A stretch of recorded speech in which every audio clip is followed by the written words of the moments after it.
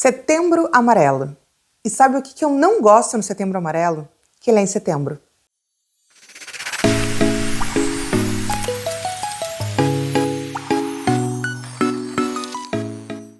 Saúde mental é pauta para o ano todo. Não é só pauta no Setembro Amarelo. Ah, mas a gente tem que marcar as datas. Tá bom. Coisa linda, a gente vai marcar as datas. Mas tu, dos suas, vai marcar o Setembro Amarelo só em setembro? Não, querida, tu tem que fazer o ano amarelo. É isso que a gente precisa entender. Tem pautas que são para o momento da campanha, para uma data alusiva, para reforçar o tema. Mas tem coisas para nós que são o ano todo. E essa é uma delas. A gente trabalha com isso o ano inteiro, então não tem como a gente deixar para falar nas nossas redes sociais, para falar em materiais que a gente vai deixar expostos e até mesmo nas nossas atividades coletivas a gente deixar só para setembro. Então, é claro que eu acho muito legal ter o Setembro Amarelo, só que para nós, do SUAS, aqui na assistência social, ele não pode acontecer, não pode ser uma pauta que a gente vai discutir, levantar e reforçar em campanha só neste mês. E aí tem alguns pontos que a gente precisa conversar nesse sentido. Eu sei que todo mundo quer fazer uma excelente campanha criativa e coisa e tal. E eu até vou dar para vocês uma ideia no final desse vídeo, tá? Mas eu quero que a gente pare e pense como que a gente pode fazer isso ao longo do ano, inclusive no Setembro Amarelo. Então, a ideia é que a gente possa trabalhar com visibilidade. O que é a visibilidade? É a gente desmistificar essa temática, é a gente tornar ela corriqueira do nosso dia a dia, é dizer que nós podemos falar sobre o que nós sentimos, a gente ainda vive muito um tabu disso, e a saúde mental é falar muito do que a gente está sentindo, e isso ainda é um tabu. Isso é um tabu, principalmente, por exemplo, com homens, isso é um tabu muito grande. Os homens têm uma grande opressão em relação aos seus sentimentos, então, com este público em especial, a gente precisa dar muito mais visibilidade, desmistificar, deixar isso mais comum, mais para o nosso dia a dia. A gente tem que trabalhar com conhecimento. E conhecimento em saúde mental, ele tem várias nuances. Uma delas é o conhecimento sobre os direitos, né, de acesso à saúde, por exemplo, da gente desbanalizar algumas coisas, que muitas vezes a gente diz, todo mundo sente, isso não é um problema. E dizer que não, pode ser que não seja problema para um, mas para outro seja um problema. Então a gente desbanalizar isso que está hoje muito colocado, a gente fala muito na internet sobre várias temáticas e parece que elas vão ficando batidas para nós. Mas tem muitas pessoas que não está batido. Então a gente falar sobre isso é muito importante, então isso é uma forma de conhecimento, e a outra é o autoconhecimento.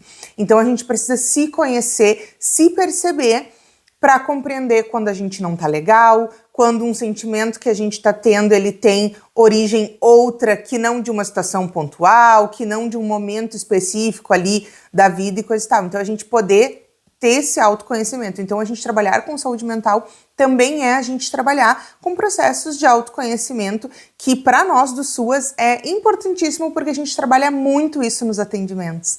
A gente trabalha muito, por exemplo, com a capacidade de crítica, e essa capacidade vem do autoconhecimento também. Então aí são alguns pontos de conhecimento que precisam estar. E outro ponto é empatia e ação. Não adianta a gente conseguir se colocar no lugar do outro, a gente entender a situação que o outro está e a gente não fazer nada com ela. Então a gente precisa que a empatia e a ação andem juntas. E nessas atividades que a gente faz de campanhas, assim como é a campanha do Setembro Amarelo, elas são campanhas justamente para a gente trabalhar empatia e trabalhar ação.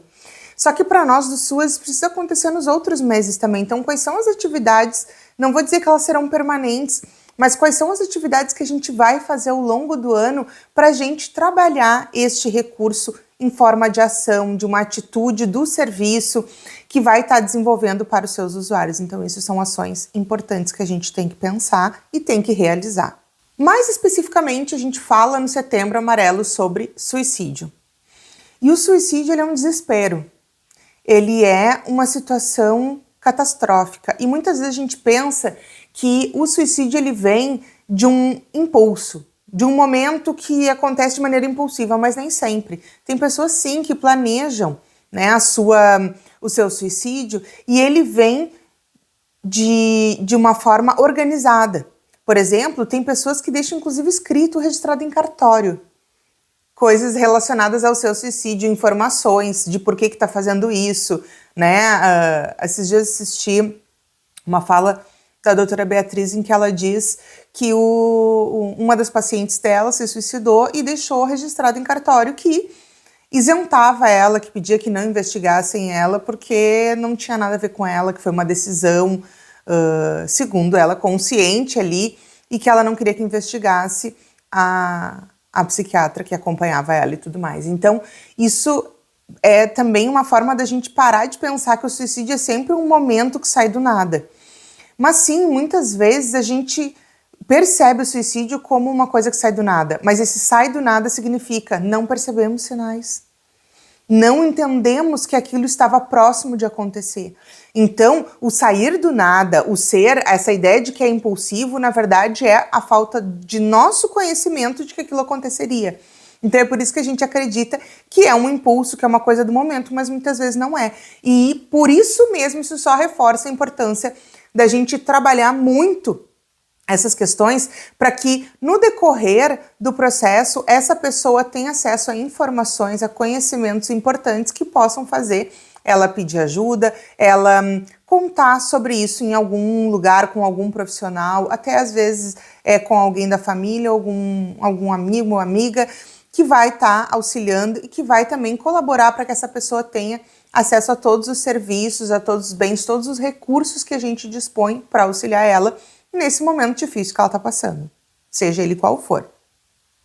E outro ponto bem importante sobre essa questão do suicídio, que eu acho importante trazer aqui para vocês, é que o nosso cérebro, ele é programado para nos proteger. Ele é programado para a sobrevivência. E isso vale para várias esferas da nossa vida, para várias situações. Então, ele é programado para sobreviver. Tu já passou por alguma situação em que chegou alguém do teu lado, tu te assustou e já fez aqui para te proteger? Que tu viu, sei lá, sentiu uma coisa quente ou uma coisa caminhando na tua perna e logo tirou e bateu na perna?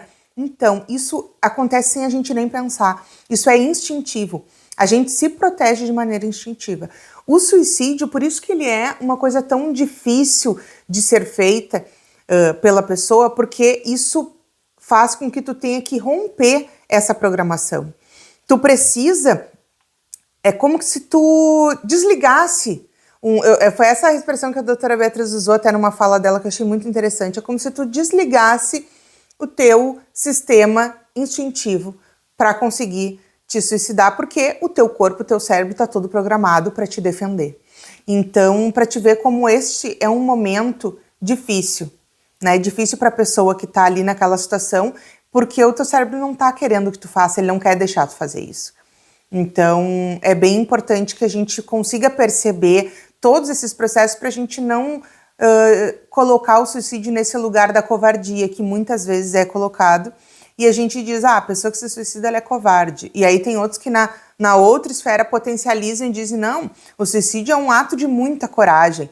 Então, eu acho que a gente tem que perceber que cada pessoa vive este momento de um jeito, tá? Outro ponto que eu acho que é muito importante da gente trazer, como que a gente percebe? Quais são os sinais que a gente tem que estar atento? Tem aquelas pessoas que parecem não demonstrar nenhum sinal. Tem uma propaganda que sai, e já não é o primeiro ano que ela fica rodando aí na internet, que são dois homens, parecem ser amigos, e eles sempre vão num jogo de futebol. Um tem uma cara assim mais fechada, sempre parece mais para baixo, assim, e o outro super eufórico. E aí eles sempre vão, e aquele que é mais eufórico tá sempre perguntando pro amigo que é mais, que tá mais introspectivo, parece até meio triste, sabe? Não, assim, olhando o vídeo parece que ele tá meio triste. E ele sempre pergunta, como é que tu tá? Como é que foi a semana? Ele sempre faz isso, então ele dá a impressão de que ele está muito bem. E no final do vídeo, spoiler, né, que eu vou contar o final, mas no final do vídeo aparece uma imagem daquele cara que era o mais triste e tal, entrando, né, no estádio, aparecem outras pessoas, mas ao contrário das outras gravações, não tá todo mundo pulando e brincando, tá todo mundo parado, nos seus lugares, e aí este amigo, que era o amigo alegre, o amigo que vibrava nos gols e tudo mais, não aparece. E aí fica aquele choque, meu Deus, uma pessoa que era tão alegre, tão cheia de vida, foi lá e se suicidou e ninguém viu. O que será que aconteceu? E aí fala sobre muitas vezes a gente não perceber os sinais. Então, uma das coisas que eu aprendi, inclusive pessoalmente, uma experiência pessoal, foi que no meu diagnóstico de depressão, eu já estava numa situação bem agravada e eu tinha episódios de tristeza, mas eu tinha muitos episódios que não eram de tristeza, que eram de euforia. E a gente não considera isso como um sinal preocupante. Então, claro que a gente muitas vezes não vai perceber isso num atendimento, né? Mas, por exemplo, se tu tá num serviço de convivência, lidando com crianças, lidando com jovens, tu tem um todo dia ali, uma frequência, e muitas vezes a gente consegue perceber que tem uma alegria parece demasiada, alguma coisa que parece fora do comum daquela pessoa, do comportamento daquela pessoa. Então isso é um alerta. Acho que a gente partir do que sai do comum daquela pessoa. Claro que a gente tem dia que tá mais feliz, tem dia que tá mais triste, tem dia que tá meio introspectiva, tem outros dias que tu tá gritando ao mundo. Mas a gente, vamos dizer assim, que a gente mantém um comportamento padrão. Vou chamar assim, acho que nem tá correto, mas acho que tu vai me entender, né? Então, um comportamento padrão. E aí, quando vem essa situação que a pessoa muda, é o ponto da gente observar. Olha, fugiu aqui, hein? Nós estava vindo assim, daqui a pouco a gente fez assim. Ou a gente estava vindo assim, daqui a pouco a gente fez assim. Então, a gente perceber que a gente saiu daquele padrão e a gente vai para outro, isso é um indício. Então, a gente está falando que a gente pode perceber uma pessoa que está mais depressiva, uma pessoa que está mais, assim, deprimida, né? Uma pessoa que está mais eufórica, uma pessoa que está muito ansiosa, são sinais. Pessoas com baixa autoestima. É muito comum a gente ver, dentro dos processos relativos à saúde mental, as pessoas terem baixa autoestima, baixa autovalorização, né? A gente está falando de, muitas vezes, ser uma pessoa que quer muito atenção, quer muito ser especial para alguém e não consegue se perceber sendo especial para ninguém. É uma pessoa que não está se importando com nada. Sabe aquela pessoa que parece que ligou o foda-se, assim? É isso, sabe? A pessoa não tá ligando para nada, não tá se importando, não... Parece que nada mais faz sentido ou faz diferença na vida dela. Então isso também é um sinal importante pra gente observar.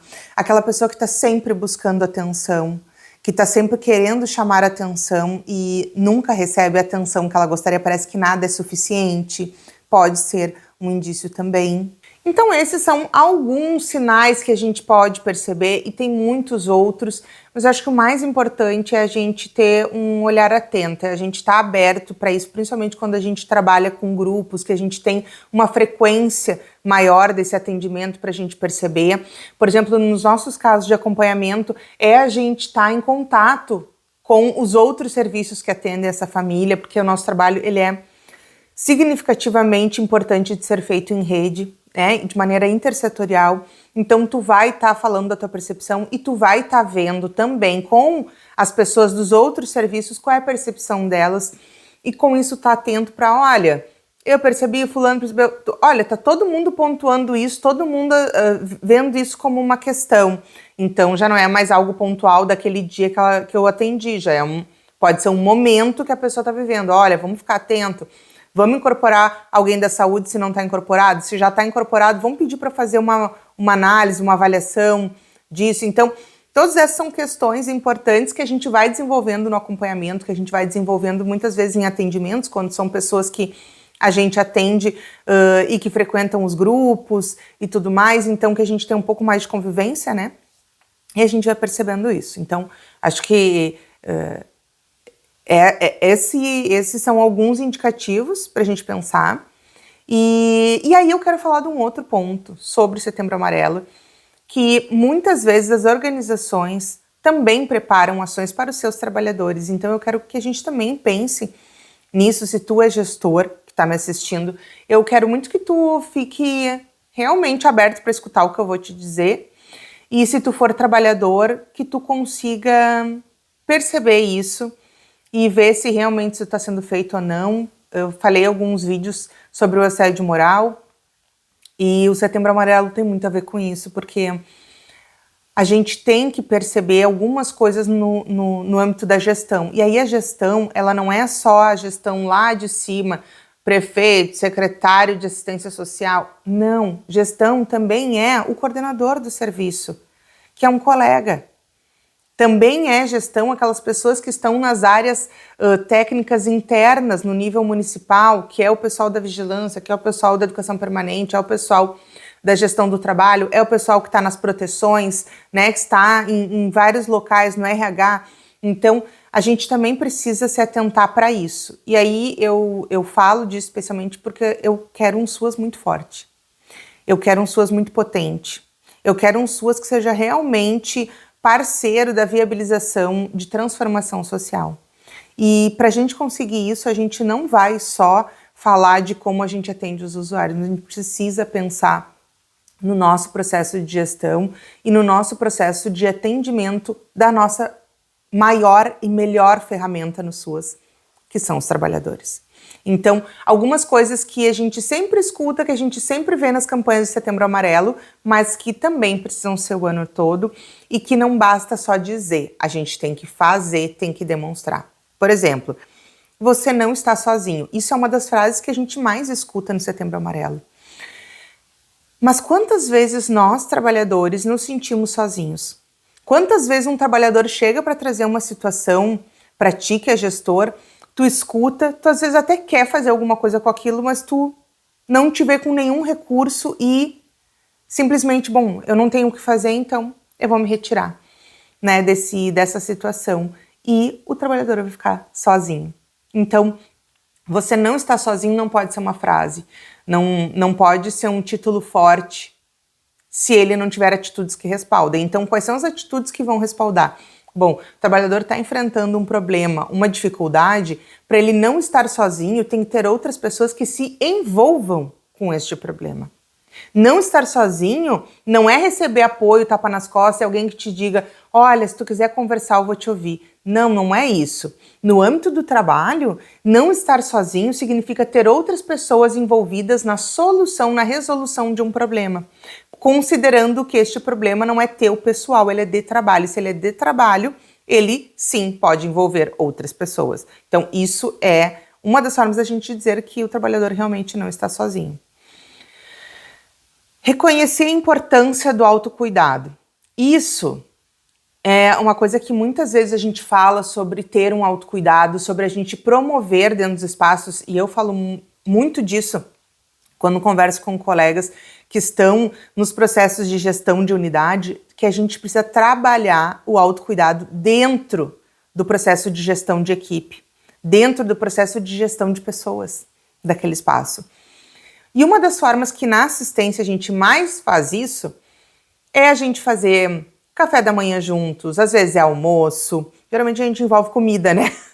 Mas é uma estratégia que a gente usa, é a festa dos aniversariantes do mês, é festas de final de ano. A gente usa muito este espaço como um espaço de autocuidado, um espaço de troca para além do trabalho. E aí eu tô falando, quando eu falo além do trabalho, não necessariamente é pessoal, viu, gente? Essa troca além do trabalho é uma troca de poder olhar para o outro e dizer, eu tenho te enxergado cansado, o que está acontecendo? Eu tô assim, tô assado, eu tô atendendo uma família que está me batendo muito. Às vezes a gente fala de coisas do trabalho, às vezes a gente fala das coisas pessoais que rebatem ali no trabalho, e às vezes a gente fala também de coisa pessoal, mas é um momento de escuta informal que é muito valioso para o processo de autocuidado, porque é um momento que a gente é acolhido pelos nossos pares, por pessoas que entendem o que a gente está passando, porque também estão passando por situações parecidas. Aquele momento, por exemplo, do café da manhã, na hora de fazer uma reunião, muitas vezes esse café da manhã é o que dá uma certa diminuída nas tensões decorrentes do que a gente vai discutir. Aquela festa dos aniversariantes do final do mês é dizer, você tem valor. E isso também é uma forma da gente cuidar dos outros e cuidar de nós mesmos, quando a gente quer comemorar isso, né, as nossas vitórias, as nossas passagens de ano, com a nossa equipe. Só que, muitas vezes, os gestores encaram isso como uma vagabundagem, como não querer trabalhar. Eu acho que, não vou apelar para o bom senso, porque bom senso é complicado, mas acho que tem limites, assim, olha, uma coisa é tu querer passar a tarde inteira festejando, tá? Ponto, isso é uma coisa. Outra coisa é tu usar 1 hora do dia para fazer esse momento. Por exemplo, eu fui uma vez, uma outra estratégia de autocuidado que eu também trabalhei. Uma vez a gente foi e antes da reunião, não tinha nada a ver com comida, dessa vez. Não tinha nada a ver com isso. Mas a gente fazia um exercício de relaxamento, uma meditação guiada. Cada lugar vai encontrar o seu jeito a partir das pessoas que estão convivendo ali, do que para elas faz sentido, tá? Mas o fato é que isso são estratégias de cuidado com o outro e de autocuidado também. E dentro dessas questões de autocuidado, a gente tem, por exemplo, sabe aquele momento do dia que tu para e diz, não, olha, vou dar um tempo aqui, vou tomar um café, vou botar uma música, escutar só uma coisinha assim para eu me reorganizar, ficar bem e conseguir atender o próximo usuário, a próxima família. Isso também, muitas vezes, é considerado como se o trabalhador tivesse se fazendo, assim, sabe? Tivesse, tipo, vou dar uma procrastinada aqui, fazer qualquer bobagem pra passar como se tu não estivesse aproveitando o tempo. Essa perspectiva está muito apoiada na ideia de produtividade. Mas eu tenho uma concepção muito diferente. Eu sempre fui muito produtiva e sempre quando estive à frente de equipes, tive equipes muito produtivas, né? Gestei equipes muito produtivas e a gente sempre teve muitos momentos desses. Então, tu ter produção, que ser produtivo é isso, é ter resultado, né? Então, tu ter resultado não significa que tu tenha que massacrar a pessoa e ela ficar aquelas 8 horas ali de trabalho, 6 horas, dependendo da tua jornada, afogada, né? Então, acho que isso é uma questão. Outro ponto, ser feliz é uma escolha diária. Eu também escutei isso em várias campanhas de Setembro Amarelo, só que ser feliz não é uma escolha, na minha opinião. Não é uma escolha para os usuários e também não é uma escolha para nós trabalhadores. Porque ser feliz tem vários condicionantes. Só é feliz quem alcança aquilo que deseja. Mas a maioria de nós não alcança o que deseja. Não alcança o que deseja porque não tem condições para alcançar o que deseja ou não alcança o que deseja porque não consegue perceber as pequenas metas, né? As pequenas conquistas antes da macro conquista de um sonho. Então, tem várias questões, mas o fato não é uma escolha. Eu acordo de manhã e eu quero ser feliz, eu quero ter um dia maravilhoso, mas tem muitas coisas que acontecem que se atravessam nisso. Então, quando a gente também reforça que é só uma escolha, a gente culpabiliza a pessoa que não é feliz, a gente culpabiliza a pessoa, o trabalhador que não consegue estar disponível e bem o tempo inteiro. Então, sinceramente, para mim, essa frase tinha que simplesmente abolir das campanhas, tá? Eu acho que isso, já era. E te aceitamos como é. Não é verdade. Não é verdade que a gente aceita as pessoas como elas são. A gente não aceita nem os usuários como eles são. E tô falando aqui no plural, não quero me incluir, mas tô me incluindo porque eu acho que a gente tem que falar de todo mundo, tá? Inclusive de ti, que tá me ouvindo. Então a gente não aceita os usuários. A gente não aceita os trabalhadores como são. A gente não aceita as pessoas como elas são na vida. Né? E teve até uma dessas campanhas de Setembro Amarelo que trabalhava bem essa questão do trabalho, da esfera corporativa, em que... eu não me lembro o nome dela agora. Mas que ela falava assim, te aceitamos como é, fora do horário comercial. E é bem isso. E eu já passei por muitos processos de seleção em que eu era uma das avaliadoras, porque estive aí num papel de supervisão e essa era uma das atribuições que a gente tinha, que era acompanhar os processos seletivos das parceirizadas, né, de contratação de profissionais com a rede parceirizada. E nesses processos era nítido. Assim, a gente te aceita como tu é. Mas se tu for gay e for muito afeminado, aí eu já acho que as crianças não estão preparadas para isso. A gente aceita tu como tu é, tu pode ser trans. Mas talvez para os jovens não seja um bom exemplo agora.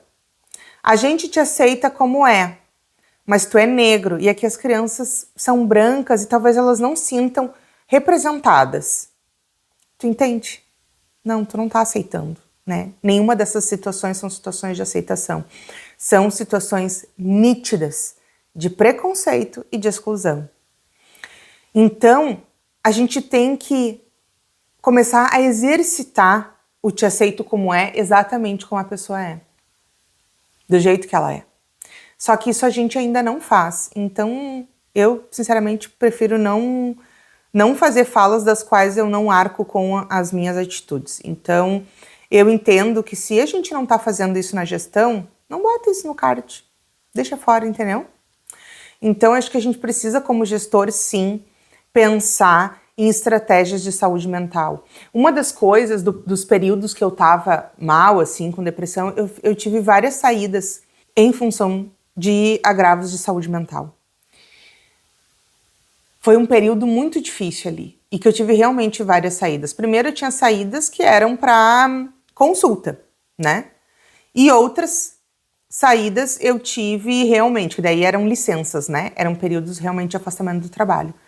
Mas uma das coisas, por exemplo, que aconteceu quando eu saí, e isso é uma estratégia minha pessoal de cuidado, eu vou lá, procuro fazer terapia e ter um profissional que vai me acompanhar. Assim, ó, massivamente, naquele período em que eu tive o diagnóstico de depressão, eu falei sobre o trabalho, sobre as dificuldades do trabalho. Então, eu estava ali pagando do meu bolso uma terapia para falar do trabalho e dos problemas do trabalho por questões de assédio e tudo mais. Pensa só, que eu tô fazendo isso e eu ainda tinha que fazer hora extra, porque eu tinha um X de horas para sair. E esses X de horas, eu faço terapia uma vez na semana, engolia totalmente a terapia. Acabava com todo esse momento que eu tinha, todas essas horas que eu tinha disponíveis para fazer as saídas, né? E isso por si só já é uma forma de tu demonstrar que tu não tem uma preocupação com saúde mental, porque se tu tem uma pessoa fazendo um acompanhamento terapêutico recorrente, esta pessoa está fazendo um tratamento e tu inibir o tratamento dela, fazendo com que ela faça horas extras, é um jeito muito explícito de dizer: não tô nem aí pra ti, não tô nem aí pro que tu tá vivendo.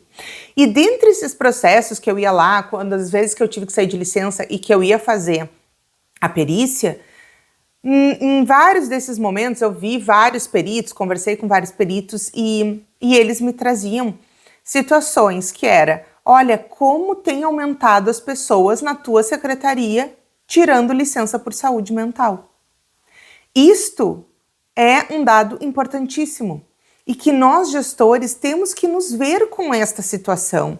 Quando a gente faz a gestão de uma equipe local ou quando a gente faz a gestão macro no nível do município, a gente tem que perceber se os trabalhadores estão com muitas saídas por questão de saúde mental, se todos estão fazendo tratamentos relativos à saúde mental. Será que não tem nada no ambiente que a gente possa mudar? Como que a gestão do trabalho está vendo isso? Será que está aparecendo alguma coisa nos processos de educação permanente? Será que está vindo isso também? Então, essas são situações que eu estou trazendo aqui para exemplificar, mas são situações que a grande parte dos trabalhadores passa. E é importante no Setembro Amarelo a gente olhar também para os trabalhadores e não só a gente pensar na tarefa, na campanha que a gente vai fazer junto aos usuários, mas a gente realmente pensar em como melhorar os SUAS, né? Antes de terminar, eu tenho que te dar uma ideia de campanha. Então, eu vou te dizer, eu vi uma campanha que eu achei muito legal, eu dei uma estudada assim aqui nas redes, o que estava rolando de campanha de Setembro Amarelo para trazer uma ideia para vocês. E uma ideia que eu achei bem interessante era um mural com... Eu tô vim temática hoje de brinco.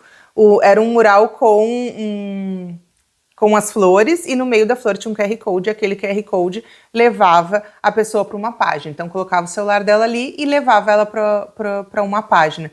Essa página tinha uma arte, um cardzinho, uma arte com um dizer inspirador e tal. Eu quero te trazer que tu faça uma ideia com realidade aumentada, que eu acho que tem muitas pessoas que ainda não têm essa proximidade, aí tu pode ter uma estratégia mais física, mas também é legal ter uma estratégia de realidade aumentada, porque isso engaja muitas pessoas, porque tá todo mundo nas redes, né? Então, acho que é uma ideia legal. Mas eu penso que não só de tu trazer nesse QR Code, e aí eram várias flores, e cada flor te levava para um lugar. Então, a pessoa tinha aquele interesse de ir em vários QR Codes, né? E aí, então, que a gente possa ter, por exemplo, nesses QR Codes, não só frases inspiradoras ou mensagens para a pessoa do que ela pode fazer nas situações, de como lidar com situações difíceis, né? Que eu acho que isso também é uma estratégia muito boa de dizer, olha, de coisas que a pessoa pode fazer para ter aquele momento de para, pensa, enxerga, te olha, te percebe, te valoriza, né? Então, acho que tudo isso também são formas legais de trabalhar. Mas também acho que a gente tem que botar nesses QR Codes direitos que as pessoas têm para ter uma saúde mental melhor. O que a gente tem de direito? E para isso a gente precisa entender quais são os problemas que levam as pessoas a terem agravos de saúde mental. O que leva as pessoas... Porque tem pessoas que têm transtornos de toda a ordem. Mas o que acontece na vida da pessoa que leva ela para isso? E como que a gente pode prevenir essas situações? Como que a pessoa pode receber atendimento quando estiver passando por uma situação dessas? Então, trabalhar pela perspectiva de acesso a direitos nessa campanha, eu vejo como muito interessante. E tem essa coisa do QR Code que engaja, mas também pode ter várias estratégias, tu pode fazer... Teve um evento que eu fiz que a questão era combate à violência contra a mulher, e nós fizemos um filtro para Instagram, e neste filtro, então, a pessoa batia sua foto e usando o filtro aparecia aqui em cima uma mensagem dela se posicionando contra a violência contra a mulher. E aí, então, tu pode também fazer isso e ter vários dizeres, várias coisas diferentes, né? Que sejam interessantes, que sejam legais. Então essa é mais uma estratégia que trabalha com realidade aumentada, que dá visibilidade para o tema, e pode depois fazer um mural com todas as pessoas que usaram. Enfim, tem muita ideia boa, com certeza tu vai achar ideias ainda muito melhores do que essas que eu falei. Mas eu quis trazer uma ideia que eu acho que sai um pouco do comum, sai um pouco do que todo mundo faz. E vamos lá, né, gente, que saúde mental é o ano todo. Então eu desejo para vocês um excelente ano amarelo. Um ano de muito cuidado, de muito autocuidado, da gente poder olhar pra gente, poder olhar o outro com generosidade, com empatia, com amor de fato. Vamos lá.